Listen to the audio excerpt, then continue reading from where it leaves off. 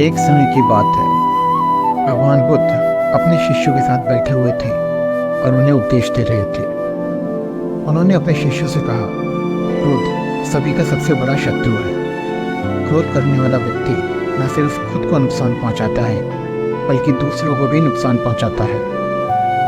वह प्रतिशोध की आग में जलता है और अपना जीवन बर्बाद कर लेता है। उनका उपदेश समाप्त होने के बाद उनका एक शिष्य खड़ा होता है और उनसे कहता है, आप एक पाखंडी हैं। आपकी बातें मनुष्यों की जीवन शैली के विपरीत है। आप जो कहते हैं उसका अपने जीवन में अनुसरण नहीं करते और दूसरों को ये सब करने के लिए कहते हैं। जब गौतम बुद्ध से उनका शिष्य ये बातें कह रहा था तो उन्होंने कोई प्रतिक्रिया नहीं दी और भी चुप बैठे रहे।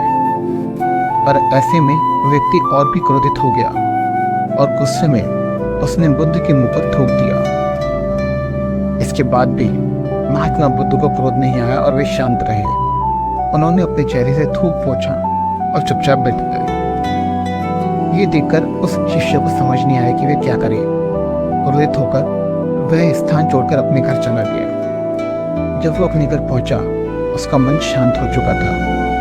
अंत में उसे एहसास हुआ कि उसने बहुत बड़ी गलती कर दी है, उसने पाप किया है और मन ही मन कहने लगा, ये मैंने क्या किया? मैंने महात्मा बुद्ध का अपमान किया है। मैं ऐसा पाप कैसे कर सकता हूँ? मुझसे बहुत बड़ी गलती हो गई। मुझे जाकर उनसे माफ़ी मांगनी होगी। यह कहकर मैं तुरंत गौतम बुद्ध के पास गया, लेकिन बुद्ध उस स्थान पर नहीं थे। ऐसे में शिष्य जगह जगह भटकता रहा और उन्हें ढूंढने लगा। जैसे ही बुद्ध उससे मिले वो उनके चरणों में गिर पड़ा और उससे कहने लगा, मुझे क्षमा कर दीजिए। मुझसे गलती हुई और मैंने आपका अपमान किया है। मैंने घनघोर पाप किया है। ये सब देखकर गौतम बुद्ध ने उससे कहा, शांत हो जाओ, बताओ क्या बात है, कौन हो तुम? जब गौतम बुद्ध ने ये पूछा तो वह चौंक गया। वह सोचने लगा कि वे उसे कैसे उड़ सकते हैं। उसने तो उनका अपमान किया था।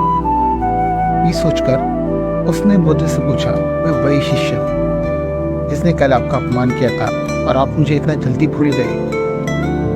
हमें कल की बातें छोड़ देनी चाहिए, बुद्ध ने कहा। चाहे वह अच्छा हो या बुरा, हमें उसके बारे में बार बार नहीं सोचना चाहिए। मैं अतीत को छोड़कर आगे बढ़ता हूँ और हम सभी को ऐसा ही करना चाहिए। महात्मा बुद्ध की बातें सुनकर शिष्य और भी प्रभावित हुआ और उनसे बोला, मैं आज से आपकी हर बात मानूंगा।